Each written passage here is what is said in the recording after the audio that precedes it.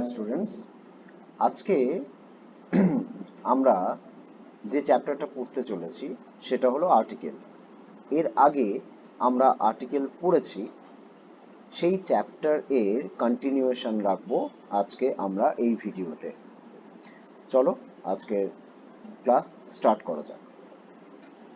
আজকে প্রথম যে রুলটা করব সেটা হলো when we talk about a type of personality inside a person, যখন আমরা কোনো মানুষের মধ্যে তার ব্যক্তিত্বকে বোঝানোর চেষ্টা করি বা ব্যক্তিত্ব সম্পর্কে কথা বলি, তখন আর্টিকেলস ব্যবহার করা হয় তার আগে। ইদার ডেফিনিট, হয় আমরা ডেফিনিট আর্টিকেল ব্যবহার করব, অর ইনডেফিনিট আর্টিকেল, নয় আমরা ইনডেফিনিট আর্টিকেল ব্যবহার করব। আমরা একটু উদাহরণে যাই, তাহলে ব্যাপারটা আমাদের কাছে ক্লিয়ার হবে। The judge in him prevailed upon the father. এখানে একটা এক্সপ্রেশন লিখেছি the judge, এখানে একটা এক্সপ্রেশন লিখেছি the father। এখানে the judge বলতে কি বোঝানো হয়েছে? এখানে the judge বলতে বোঝানো হয়েছে মোরাল অফ আ জাজ। আর এখানে দা ফাদার বলতে কি বোঝানো হয়েছে? এখানে দা ফাদার বলতে বোঝানো হয়েছে লাভ of a father, love of a father. তাহলে বুঝতে পারছো যে এই জাজের আগে দা বসিয়ে এখানে একটা পার্সোনালিটিকে বোঝানো হয়েছে। সেটা কি পার্সোনালিটি? জাজের মোরালিটি। আর এখানে ফাদারের আগে দা বসিয়ে এখানেও একটা পার্সোনালিটিকে বোঝানো হয়েছে। সেটা কোন personality? Love of a father, ফাদারের পার্সোনালিটি। আশা করি নিয়মটা বোঝা গেছে। সেকেন্ড উদাহরণটা আমরা দেখে নেব। A teacher always arises in me, একজন টিচার আমার ক্ষেত্রে কি করে? আমার মধ্যে জেগে ওঠে। মানে এখানে যেটা বোঝাতে চাওয়া হয়েছে সেটা হচ্ছে টিচারহুড। ইন হিম, না সরি, ইন মি, আমার মধ্যে। When I find someone poor in English, যখন আমি কাউকে দেখতে পাই যে সে ইংলিশে খুব পুয়ার মানে খারাপ, তখন আমার মধ্যে একটা টিচার জেগে ওঠে। আশা করি নিয়মটা বোঝা গেছে। এই নিয়মটাকে আরেকটু অন্যভাবে যদি বলি তাহলে ব্যাপারটা হয়তো তোমাদের কাছে আরো ক্লিয়ার হয়ে যাবে। আসলে ব্যাপারটা হলো দা প্লাস কমন নাউন যদি আমরা ব্যবহার করি, দা প্লাস কমন নাউন যদি আমরা ব্যবহার করি, তাহলে সেটা বোঝায় অ্যাবস্ট্রাক্ট নাউন। কি বোঝায়? Abstract noun. তার মানে কিন্তু এটা ভাববে না যে দা প্লাস কমন নাউন ব্যবহার করলে সেটা সব সময় অ্যাবস্ট্রাক্ট নাউন বোঝাবে, তা কিন্তু নয়।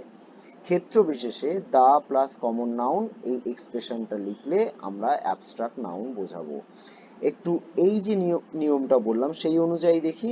দেখো, জাজ, জাজ হচ্ছে কমন নাউন, এখানে লিখে দিলাম জাজ। তার আগে যখন আমরা দা ব্যবহার করছি অ্যাকচুয়ালি সেটা কি বোঝাচ্ছে? অ্যাবস্ট্রাক্ট নাউন, মানে জাজের যে সত্তা, জাজহুড, সেটা বোঝাচ্ছে। একই রকম ভাবে ফাদার এর আগে, এই কমন নাউনের আগে যখন আমরা দা ব্যবহার করছি সেটা একটা অ্যাবস্ট্রাক্ট নাউনে ট্রান্সফার হচ্ছে, যেটা হচ্ছে ফাদারহুড।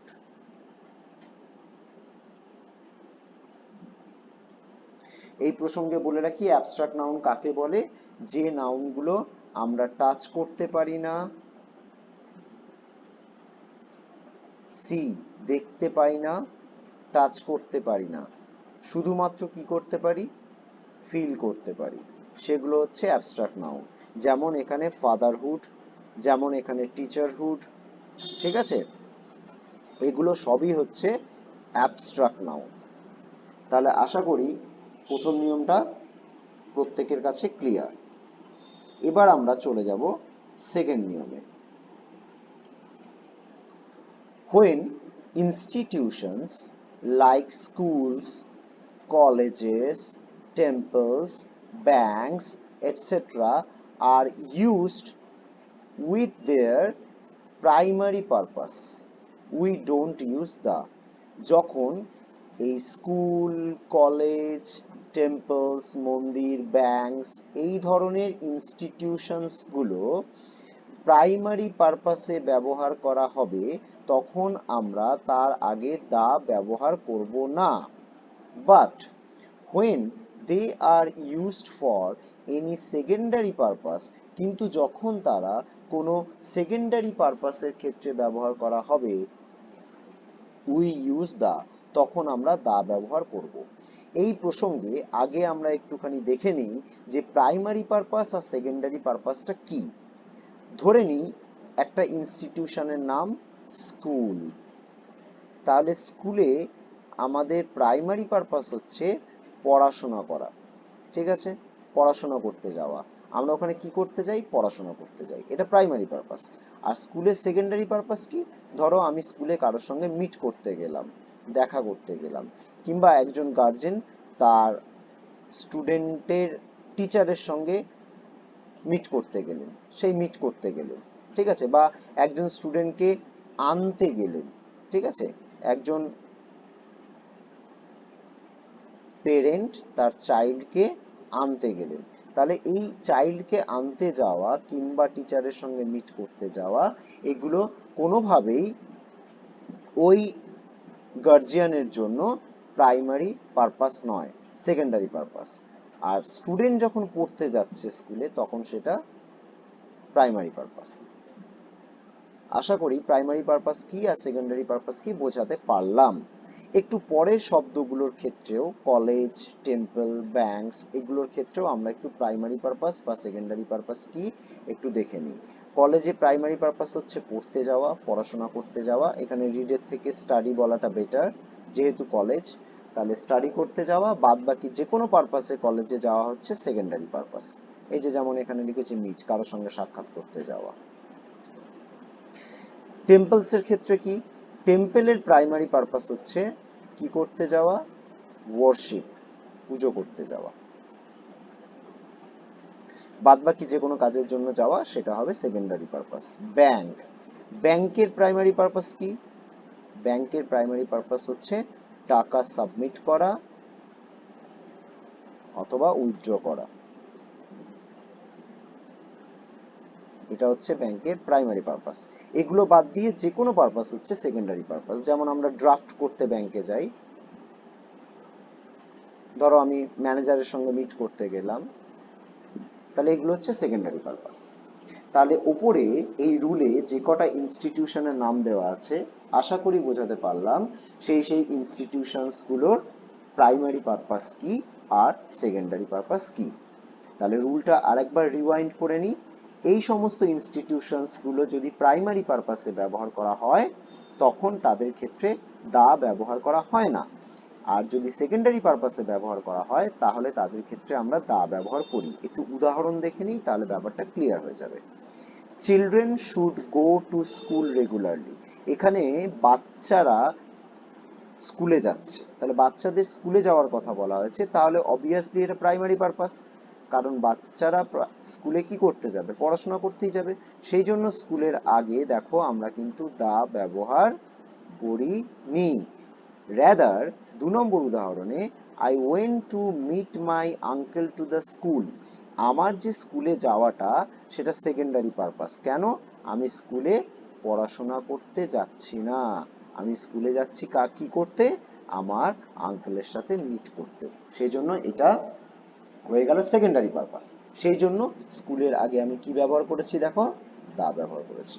আশা করি রুলটা প্রত্যেকের কাছে ক্লিয়ার। আমরা চলে যাব পরের রুলে।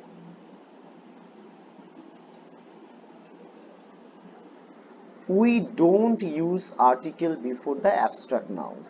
Abstract nouns কি? আগের রুলটাতেই আমরা জেনেছি যে যে নাউন গুলো আমরা দেখতে পাই না টাচ করতে পারি না, শুধুমাত্র কি করতে পারি, ফিল করতে পারি, সেগুলোকে আমরা বলছি অ্যাবস্ট্রাক্ট নাউন্স। এই শুধুমাত্র অ্যাবস্ট্রাক্ট নাউন্স যদি কোনো সেন্টেন্সে, অ্যাবস্ট্রাক্ট নাউন যদি কোনো সেন্টেন্সে ব্যবহার করা হয়, তাহলে তার আগে আমরা দা ব্যবহার করব না। কেন ব্যবহার করব না বলে দিই, কারণ অ্যাবস্ট্রাক্ট নাউন হচ্ছে আনকাউন্টেবল।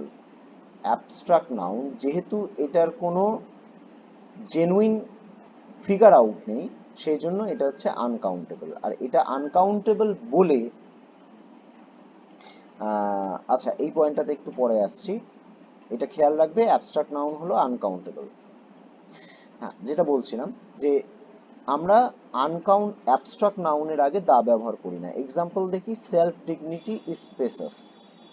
সেলফ ডিগনিটি মানে হচ্ছে আত্মমর্যাদা।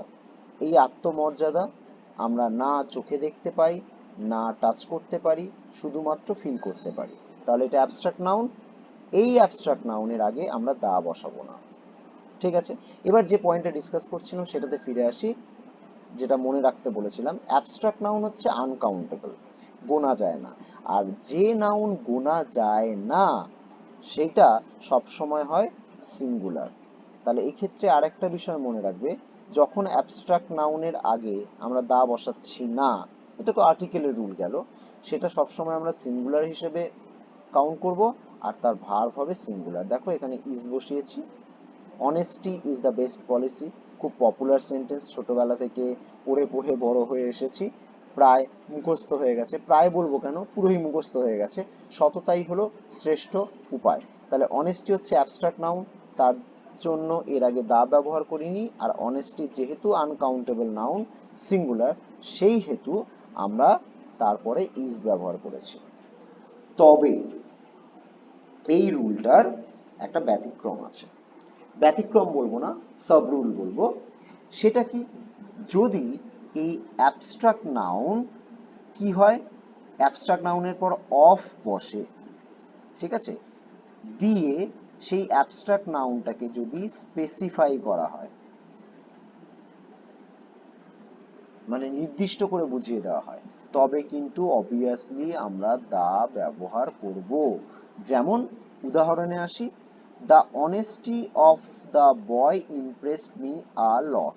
শুধু যদি অনেস্টি লেখা থাকতো তার আগে আমরা দা ব্যবহার করতাম না, কিন্তু অনেস্টির পরে দেখো অফ দ্য বয় মানে ছেলেটির, যখনই আমরা বলছি ছেলেটির, তখন আমরা কি করছি, স্পেসিফাই করে দিচ্ছি, নির্দিষ্ট করে বুঝিয়ে দিচ্ছি। সঙ্গে সঙ্গে কি হচ্ছে, এটা অ্যাবস্ট্রাক্ট নাউন হওয়া সত্ত্বেও এর আগে আমরা দা ব্যবহার করেছি। ঠিক আছে, আশা করি নিয়মটা বোঝা গেছে। আচ্ছা চলো আরো একটা উদাহরণ একটুখানি দেখে নিই, তাহলে তোমাদের কাছে ব্যাপারটা একদমই স্পষ্ট হয়ে যাবে। ধরো আমি বললাম যে অ্যাঙ্গার, অ্যাঙ্গার কি, abstract noun. Anger is very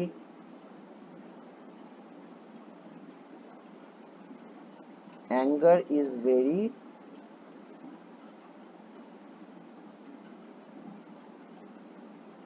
negative attitude.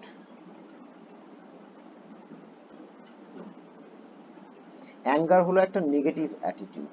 তাহলে অ্যাঙ্গার হলো কি, দেখো অ্যাবস্ট্রাক্ট নাউন, এর আগে কিন্তু আমরা দা ব্যবহার করিনি। ঠিক আছে, এবার যদি আমি এই অ্যাঙ্গারের পর একটা অফ ব্যবহার করি, তাহলে কি করব, স্পেসিফাই করব, নির্দিষ্ট করে বুঝিয়ে দেব, তখন আমরা দা ব্যবহার করতে বাধ্য থাকব। তখন তাহলে ব্যাপারটা কিরকম দাঁড়াবে, the anger of the boy made the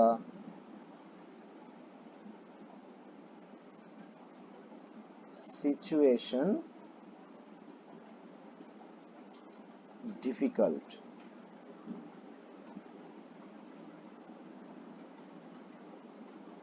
actually এটা মোর ডিফিকাল্ট লিখলে বাক্যটা অ্যাপ্রোপ্রিয়েট হয়। তাহলে কি হলো, the anger of the boy made the situation more difficult. তাহলে দেখেছো, খেয়াল করেছো, অ্যাঙ্গার অ্যাবস্ট্রাক্ট নাউন, এখানে আমরা দা ব্যবহার করিনি, কিন্তু যখন অফ দ্য বয় এটা যোগ করে অ্যাঙ্গারটাকে স্পেসিফাই করে দিলাম, নির্দিষ্ট করে দিলাম, তখন সঙ্গে সঙ্গে আমরা দা ব্যবহার করে দিলাম। আশা করি এই রুলটা প্রত্যেকের কাছে পরিষ্কার। এবার আমরা চলে যাব পরের রুলে। For material nouns we follow the same rule. কোন রুলটা? ঠিক একটু আগে যে রুলটা আমরা ফলো করেছি সেই রুলটা আমরা এখানে ফলো করব, মানে অ্যাবস্ট্রাক্ট নাউনের রুলটা, সেম রুল। আচ্ছা, আগে একটুখানি দেখে নিই মেটেরিয়াল নাউন্স কি। মেটেরিয়াল নাউন্স হচ্ছে সেই নাউনগুলো যেগুলো দিয়ে আমরা কোনো বস্তু তৈরি করতে পারি। যেমন ধরো গোল্ড, যেমন ধরো সিলভার, যেমন ধরো ব্রোঞ্জ, এটসেট্রা। এগুলো সবই হচ্ছে মেটেরিয়াল নাউন, ঠিক আছে? এগুলো দিয়ে আমরা কোনো বস্তু তৈরি করি। এই মেটেরিয়াল নাউনগুলো কি হয়, এগুলো খেয়াল রাখবে, এগুলো কিন্তু আনকাউন্টেবল হয়। কি হয়? মেটেরিয়াল নাউনও আনকাউন্টেবল হয়। তো এবার আর্টিকেলের ক্ষেত্রে এই রুলটা কি আছে? মেটেরিয়াল নাউনের আগে আমরা দা ব্যবহার করব না। যেমন উদাহরণ হচ্ছে, দেখো, যদি আমি বলি গোল্ড ইজ ভেরি কস্টলি,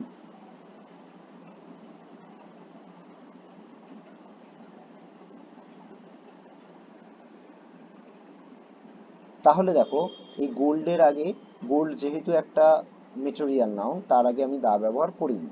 কিন্তু যদি আমি এরকমটা ব্যবহার করি, এরপরে একটা অফ দিয়ে কিছু যোগ করে দিই, তাহলে ব্যাপারটা কি দাঁড়াবে? The gold of her chain was not of good quality.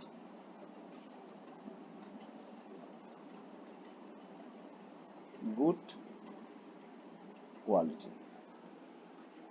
তাহলে যেই দেখো গোল্ডের পরে অফ দিয়ে একটা এক্সপ্রেশন যোগ করেছি, সঙ্গে সঙ্গে গোল্ডের আগে দা বসে গেছে। তাহলে এই দুটো নিয়ম, ওই অ্যাবস্ট্রাক্ট নাউন আর এই মেটেরিয়াল নাউনের, এই দুটো নিয়ম তোমরা কম্পেয়ার করে একসাথে পড়বে, তাহলে মনে রাখতে সুবিধা হবে। আশা করি প্রত্যেকের কাছে ক্লিয়ার। এবার আমরা চলে যাব পরের রুলে। The is use before superlative degrees. আমরা ক্লাস 10 স্ট্যান্ডার্ডে এগুলো আমরা পড়েছি, বা ছোটবেলা থেকে এগুলো মোটামুটি পড়ে এসেছি। এবার এগুলোকে একটু ঝালিয়ে নেওয়ার পালা। সুপারলেটিভ ডিগ্রির আগে আমরা দা বসাই। সুপারলেটিভ ডিগ্রিটা কি? সুপারলেটিভ ডিগ্রিটা আলোচনা করতে গেলে আমরা যখন অ্যাডজেক্টিভ নিয়ে পড়বো, ডিগ্রি অফ কম্পারিজন নিয়ে পড়বো, তখন আমরা সুপারলেটিভ ডিগ্রি আলোচনা করব। এখন একটুখানি হালকা আইডিয়া দিয়ে দিই। ডিগ্রি হচ্ছে তিনটে। কটা ডিগ্রি? তিনটে। একটা হচ্ছে পজিটিভ, সেকেন্ড হচ্ছে কম্পারেটিভ,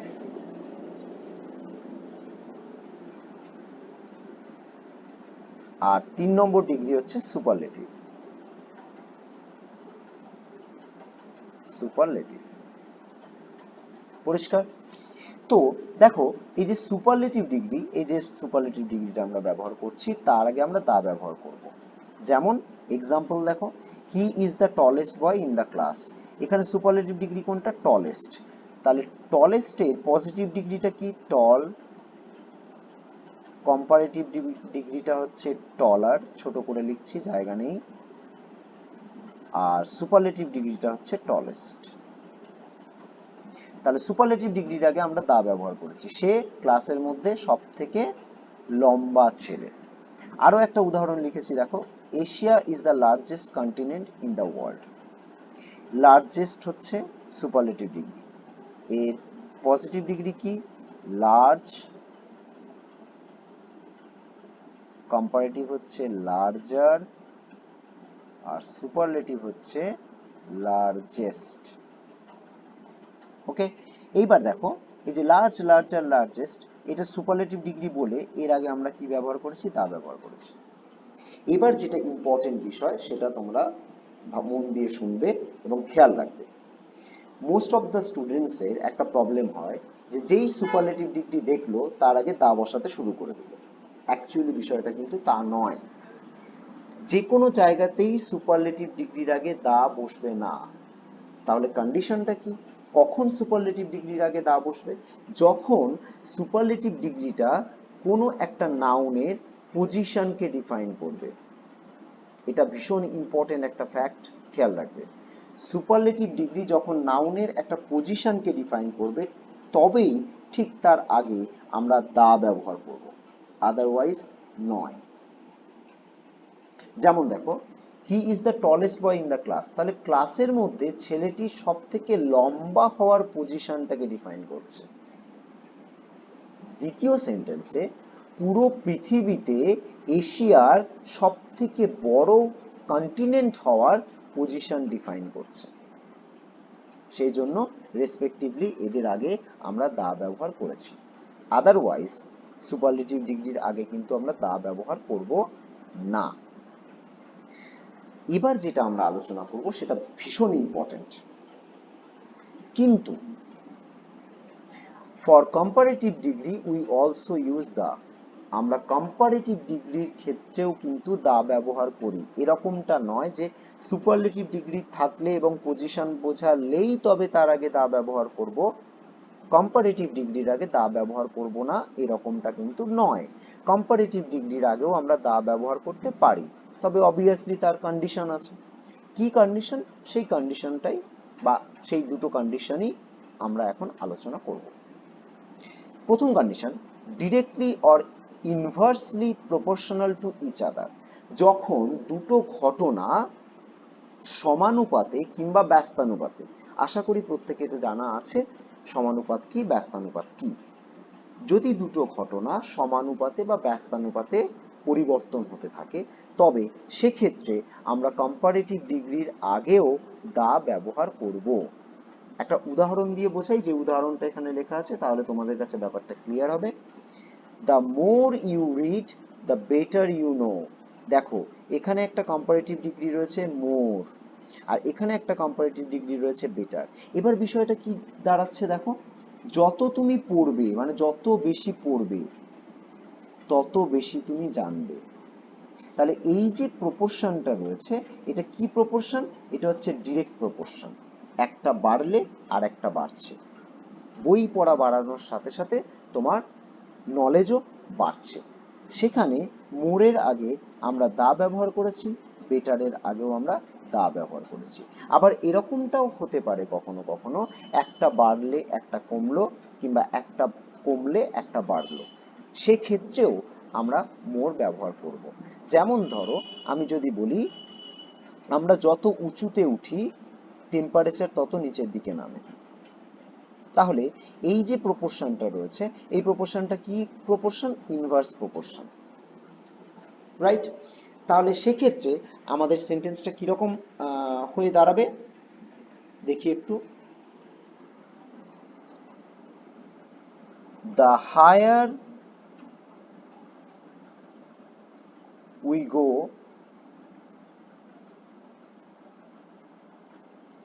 দ্য লোয়ার টেম্পারেচার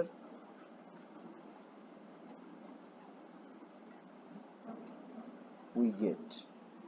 যত আমরা উপর দিকে যাব তত আমরা লোয়ার টেম্পারেচার পাবো। বোঝা গেছে? দেখো, এখানে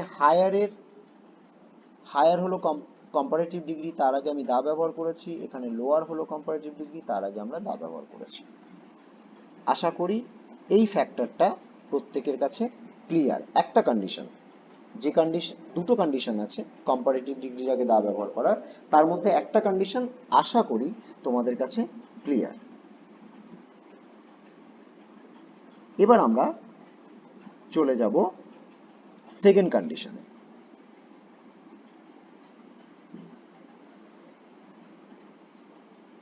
সেকেন্ড কন্ডিশনটা কি? সেকেন্ড কন্ডিশনটা দেখো, one of two is chosen or granted. যখন দুজনের মধ্যে কথা বলবো, মানে দুটি ব্যক্তি, দুটি বস্তু কিংবা দুটি বিষয়, এদের মধ্যে যখন আমরা কথা বলবো, এই দুজনের মধ্যে যখন একজনকে চুজ করা হচ্ছে বোঝানো হবে, বা একজনকে গ্র্যান্ট করা হচ্ছে বোঝানো হবে। কিরকম বিষয়টা, আমরা উদাহরণের দিকে তাকাই, ব্যাপারটা ক্লিয়ার হবে। He is the stronger of the two wrestlers. দেখো, স্ট্রঙ্গার হচ্ছে কম্পারেটিভ ডিগ্রি, তার আগে আমি দা ব্যবহার করেছি। কেন ব্যবহার করেছি? কারণ দুজনের মধ্যে, এই যে দুজন রেসলারের মধ্যে একজনকে, মানে হি কে আমরা চুজ করেছি কিংবা গ্র্যান্ট করেছি, দিয়ে তার পজিশনকে আমরা ডিফাইন করছি, সেই জন্য তার আগে কি ব্যবহার করা হয়েছে? দা। আরো একটা উদাহরণ দেখি।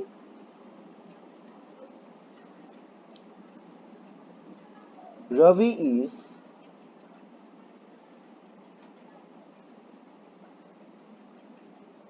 taller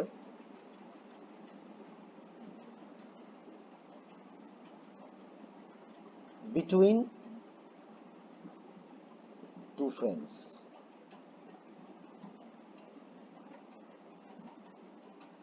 এই যে দুজন বন্ধু রয়েছে, যে বন্ধুর মধ্যে রবিও আছে, সে কিন্তু টলার।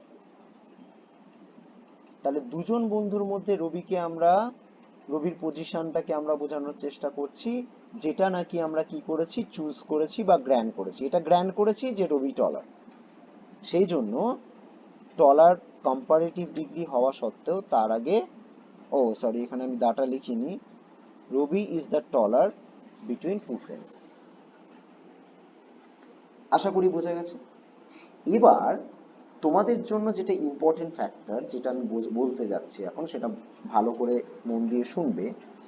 এই ধরনের সেন্টেন্সের ক্ষেত্রে সেন্টেন্সের শেষের দিকে এই অফ প্লাস নাউন, এই এক্সপ্রেশনটা থাকবে, অফ প্লাস নাউন, যেমনটা এখানে রয়েছে, অফ দ্য টু রেসলার্স, কিংবা বিটুইন প্লাস নাউন, যেমন আমি যে সেকেন্ড সেন্টেন্সটা লিখলাম তাতে যেটা লেখা আছে, বিটুইন টু ফ্রেন্ডস। মানে এমন একটা এক্সপ্রেশন দেওয়া থাকবে যেটা দিয়ে বুঝিয়ে দেবে যে সেখানে দুজন আছে। এটা হলো পরিষ্কার বাংলা। এমন একটা এক্সপ্রেশন দেওয়া থাকবে যেটা দিয়ে বুঝিয়ে দেবে দুজন ব্যক্তি, দুটি বস্তু কিংবা দুটি বিষয় রয়েছে। আশা করি এই রুলটা বোঝা গেছে। এবার আমরা চলে যাব পরের রুলে। দা প্লাস অ্যাডজেক্টিভ, যদি এরকম কোনো এক্সপ্রেশন আমরা ব্যবহার করি, তাহলে সেটা হোল ক্লাসকে ডিনোট করে। কি ক্লাসকে ডিনোট করে? হোল ক্লাসকে বা শ্রেণীকে ডিনোট করে। উদাহরণ, the honest are always rewarded. দেখো, অনেস্ট হচ্ছে অ্যাডজেক্টিভ, সৎ, তার আগে আমি দা ব্যবহার করেছি।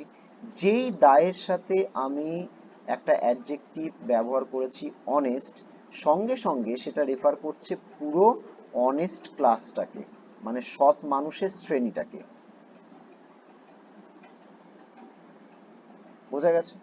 আরো একটা উদাহরণ লিখে রেখেছি এখানে, দেখো, the rich exploit the poor most of the time. তাহলে রিচ এটা অ্যাডজেক্টিভ, তার আগে আমি দা ব্যবহার করেছি। যেই রিচের আগে দা ব্যবহার করেছি, এটা সঙ্গে সঙ্গে টোটাল একটা ক্লাসকে রিপ্রেজেন্ট করছে। টোটাল ক্লাসকে রিপ্রেজেন্ট করছে। কি ক্লাস? ধনী শ্রেণী। আর একই রকম ভাবে পুয়োরের আগে দা ব্যবহার করে পুরো পুয়োর ক্লাসকে রিপ্রেজেন্ট করা হচ্ছে। তার মানে বোঝা গেল যে যখন অ্যাডজেক্টিভের আগে আমরা দা ব্যবহার করব, সেটা একটা হোল ক্লাসকে বোঝাবে। আর যদি উল্টো দিক থেকে, যদি হোল ক্লাসকে বোঝাতে চাওয়া হয়, তাহলে আমরা অ্যাডজেক্টিভের আগে দা ব্যবহার করতে পারি। এখানে একটা ইম্পর্টেন্ট ফ্যাক্টর রয়েছে, বলে রাখি, এটা অন্য চ্যাপ্টারের ফ্যাক্টর, কিন্তু ওই যে ইংলিশে একটা সমস্যা, সব কটা চ্যাপ্টার একসঙ্গে আমাদেরকে মাথায় রাখতে হয়, নইলে যদি একটা মনে রেখে ভাবি যে কোশ্চেন আনসার মানে কোশ্চেন সলভ করব, তাহলে একটু প্রবলেম হবে। বিষয়টা কি? বিষয়টা হচ্ছে, যখন এই রকম অ্যাডজেক্টিভের আগে দা বসিয়ে পুরো হোল ক্লাসকে বোঝাবে, তখন সেটা কনসিডার করা হবে প্লুরাল হিসেবে। এটা ভীষণ ইম্পর্টেন্ট, খেয়াল রাখবে। আর সেটাকে যখন প্লুরাল হিসেবে কনসিডার করা হবে, তাহলে ভার্বও হবে কি প্লুরাল। এটা সাবজেক্ট ভার্ব এগ্রিমেন্টের চ্যাপ্টার, কিন্তু এখানে একটু ডিসকাস করে দিলাম। এবার আমরা চলে যাব পরের রুলে। প্রপার নাউনের আগে যদি কোনো অ্যাডজেক্টিভ বসে, তার আগে সব সময় দা ব্যবহার হয়। Adjective plus proper noun takes the before them. Proper নাউনের আগে যদি আমি অ্যাডজেক্টিভ বসাই, তার আগে সব সময় আমাকে দা বসাতে হবে। ভীষণ ইম্পর্টেন্ট একটা রুল, খেয়াল রাখবে। অ্যাকচুয়ালি সব রুলসগুলো ইম্পর্টেন্ট বলেই আমরা পড়ছি।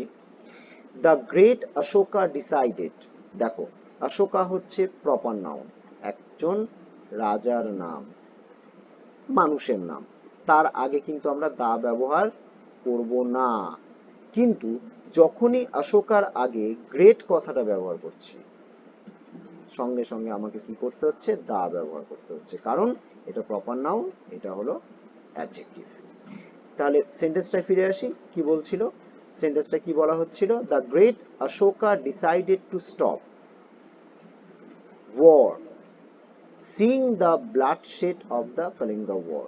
সেন্টেন্সটার মানে কি, দ্য গ্রেট অশোকা ডিসাইড করেছিলেন যুদ্ধ থামিয়ে দেওয়ার, মানে আর যুদ্ধ না করার ফার্দার, সিং দ্য ব্লাডশেড, রক্তক্ষরণ দেখে, of the Kalinga war, Kalinga ওয়ারে যে রক্তক্ষরণ তিনি দেখেছিলেন, তারপরে তিনি যুদ্ধ করবেন না সিদ্ধান্ত নিয়েছিলেন। এই ঘটনাটা আমরা ইতিহাসে পড়েছি, কম বেশি সবাই জানি। ওকে, তাহলে এই রুলটা আশা করি বোঝাতে পারলাম। এরপরে চলে আসবো পরের নিয়মে। Before ordinal numbers we use the, but before the cardinal numbers we don't do so. Ordinal নাম্বারের আগে আমরা ব্যবহার করি দা, কিন্তু কার্ডিনাল নাম্বারের আগে আমরা দা ব্যবহার করি না। বিষয়টা কি, এই বিষয়টা বোঝার আগে, মানে বুঝতে গেলে আগে আমাকে জানতে হবে কার্ডিনাল নাম্বার আর অর্ডিনাল নাম্বার কি। কার্ডিনাল নাম্বার হচ্ছে নর্মাল আমরা যে নাম্বারগুলো ব্যবহার করে থাকি, 1 2 3 4, 1 2 3 4 5 6 এটসেট্রা, সেটা যে কোনো ল্যাঙ্গুয়েজেই হোক, ইংলিশে হোক, ফ্রেঞ্চে হোক, যে কোনো রোমান হোক, যাই হোক। তো কার্ডিনাল নাম্বার হচ্ছে 1 2 3 4 5 6 এটসেট্রা। আর অর্ডিনাল নাম্বারটা কি, অর্ডিনাল নাম্বার হচ্ছে সেই নাম্বার যেটা অর্ডারকে মেনটেন করে, মানে ক্রম মেনটেন করে, ক্রমিক সংখ্যা বাংলায়। যেমন 1 এর জন্য কি হবে, ফার্স্ট, 2 এর জন্য কি হবে, সেকেন্ড, 3 এর জন্য কি হবে, থার্ড, 4 এর জন্য কি হবে, ফোর্থ, 5 এর জন্য কি হবে, ফিফথ, এটসেট্রা এটসেট্রা।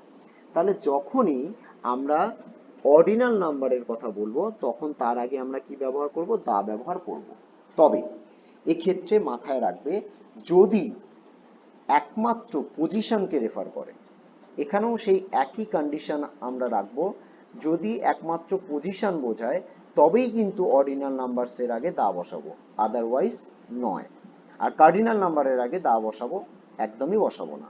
কেন কার্ডিনাল নাম্বারের আগে দা বসাবো না, ধরো আমি বললাম পেজ নাম্বার 10, আচ্ছা ধরো আমি বললাম 10 তো একটা সংখ্যাকেই নির্দেশ করছে, তাহলে আননেসেসারি দা তো আমার সেখানে বসানোর কোনো প্রয়োজন নেই, তাই না। দা হচ্ছে ডিটারমিনার, 10ও হচ্ছে ডিটারমিনার, সংখ্যা দিয়ে নির্দিষ্ট করে দিচ্ছি, আর দায়েরও কাজ হচ্ছে নাউনের আগে বসে নির্দিষ্ট করা, সেই জন্য আমরা সংখ্যার আগে দা বসাবো না। আর অর্ডিনাল নাম্বারের আগে দা বসাবো অবশ্যই, তবে সেক্ষেত্রেই বসাবো যখন আমাদের অর্ডিনাল নাম্বারটা একটা পজিশনকে রেফার করবে। এক্সাম্পল দেখি, the first part of the movie was not interesting. মুভির ফার্স্ট পার্ট, তাহলে মুভির একটা পজিশনকে ডিফাইন করছে, মুভির একটা অংশকে ডিফাইন করছে। ফার্স্ট হচ্ছে অর্ডিনাল নাম্বার, সেই জন্য তার আগে দা বসেছে। কিন্তু part 1 of the movie was not interesting, এখানে 1 আছে, 1 এর জন্য যেহেতু কার্ডিনাল নাম্বার, তার আগে আমরা দা ব্যবহার করি। আশা করি নিয়মটা বোঝা গেছে, ক্লিয়ার। আমরা মুভ করব পরের রুলে। The is used before same and whole. এই যে শব্দ দুটো আমি লিখেছি, কোনো সেন্টেন্সের এক্সপ্রেশনে যদি সেম থাকে, সেন্টেন্সের কোনো এক্সপ্রেশনে যদি সেম থাকে কিংবা হোল থাকে, তাদের আগে আমি দা ব্যবহার করব। আর যদি কোথাও অল লেখা থাকে বা বোথ লেখা থাকে, ঠিক তাদের পরে দা ব্যবহার করব। ঠিক আছে? কি বিষয়টা আরেকবার একটু পরিষ্কার করে বলি। যদি কোনো সেন্টেন্সের মধ্যে সেম বা হোল এই দুটো শব্দ থাকে, তাদের আগে দা ব্যবহার করব, মানে দা সেম বা দা হোল। আর যদি কোনো সেন্টেন্সে এরকম এক্সপ্রেশন থাকে অল অথবা বোথ, তাহলে দাটা এদের পরে ব্যবহার করব, মানে all the, both the. Example দেখি। He was the same boy who stole my wallet. দেখো, সেম কথাটা লেখা আছে এখানে, তার আগে দা ব্যবহার করেছি। বাক্যটার মানে কি? হি ওয়াজ দ্য সেম বয়, সে হলো সেই ছেলেটি, সেই একই ছেলে, হু স্টোল মাই ওয়ালেট, যে আমার ওয়ালেট চুরি করেছিল। এই প্রসঙ্গে একটুখানি বলে রাখি, বারে বারে আমি সব ব্যাপারগুলোকে, এই বিষয়গুলোকে মেনশন করি ক্লাসের সময়। ওয়ালেট আর পার্স, এই দুটো শব্দের ডিফারেন্স প্লিজ একটুখানি খেয়াল রাখবে। ওয়ালেট হচ্ছে জেন্টসদের জন্য, আর পার্স হচ্ছে ফিমেলদের জন্য, মানে মহিলাদের জন্য। মহিলারা যেটা ব্যবহার করেন সেটা হচ্ছে পার্স, পুরুষরা যেটা ব্যবহার করেন সেটা হচ্ছে ওয়ালেট। এবার আসি সেকেন্ড উদাহরণে। All the class were silent when the teacher entered. দেখো, অল আছে, সেজন্য অলের পরে দা ব্যবহার করেছি। অল দ্য ক্লাস, পুরো ক্লাস, ওয়ার সাইলেন্ট, চুপ হয়ে গেছিল, হোয়েন দ্য টিচার এন্টার্ড, যখন টিচার প্রবেশ করেছিল। তাহলে আশা করি এই রুলটা বোঝা গেছে। আজকে আমরা যে রুলগুলো করলাম, এই রুলগুলো ভীষণ ইম্পর্টেন্ট, এবং মানে অবভিয়াসলি এখান থেকে পরীক্ষায় প্রশ্ন আসে। আর শুধু পরীক্ষায় প্রশ্ন আসে না, আমাদের জানার জন্য এগুলো জানার প্রয়োজন। এবার যেটা তোমাদেরকে বলার বিষয়, এই ভিডিওতে যে যে রুলসগুলো আজকে আমরা আর্টিকেল ওরিয়েন্টেড শিখেছি, সেখানে আর লট অফ এক্সাম্পলস কিন্তু আমি দিইনি। আমি স্টুডেন্টদেরকে বারবার একটা কথা বলি, ল্যাঙ্গুয়েজ শিখতে গেলে একটাই উপায়, বারে বারে নিজে নিজে সেন্টেন্স তৈরি করো, উদাহরণ ফাইন্ড আউট করো, তবে ভালো শিখতে পারবে।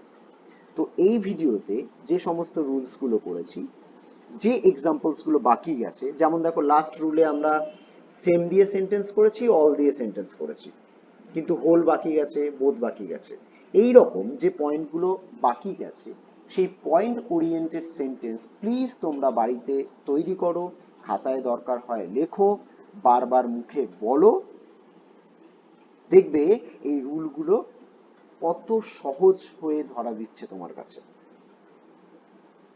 বিলিভ মি, ল্যাঙ্গুয়েজ শেখার একটাই উপায়, আমরা যারা ক্লাস করাচ্ছি, এই যে ক্লাসগুলো করানো হচ্ছে, সেই ক্লাসগুলোকে ভালো করে ফলো করো, এবং ফলো করার পরে নিজে নিজে সেই রুলসগুলো অনুযায়ী সেন্টেন্স মেক করো, সেন্টেন্স তৈরি করো, বলো। এটাই কিন্তু একমাত্র উপায় ল্যাঙ্গুয়েজে ভালো রেজাল্ট করার জন্য। আশা করি প্রত্যেকে বোঝা গেছে। তো আজকের ভিডিও এই পর্যন্ত, তোমাদের সঙ্গে আবার দেখা হচ্ছে পরের ভিডিওতে এই আর্টিকেলেরই আরো কিছু ইম্পর্টেন্ট রুলস নিয়ে। ততক্ষণের জন্য bye bye, take care all of you.